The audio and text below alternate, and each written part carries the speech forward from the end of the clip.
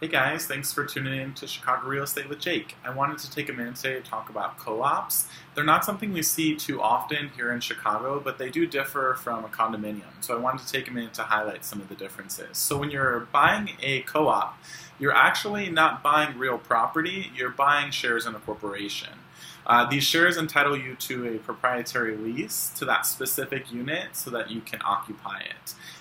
The co-ops are going to have a lot more red tape around the approval process in terms of the financials of the borrower, and all the incoming residents have to abide by all the rules and regulations, which are pretty difficult at sometimes to abide by in terms of improving the units and just the way the building's going to operate.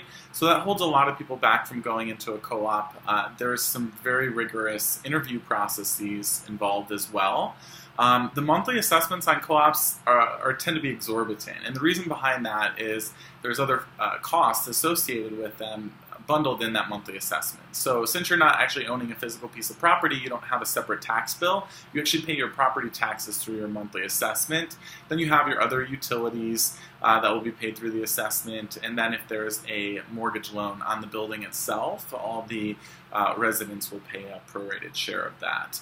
The benefit of living in a co-op is that you tend to be in a more active community where the owners are more involved. There's less renters. Sometimes they don't even allow renters at all, so you get a little bit more owner occupancy and long-term residency. These buildings tend to have stronger financials, being how they vet the incoming residents. So during recessions and when things go down, these buildings tend to hold up a little bit better than the condominiums that have lower requirements around who can move in. So lots to know about co-ops. I'd love to talk a little bit more about them. If you have specific questions, just give me a shout and I'll talk to you soon. Bye.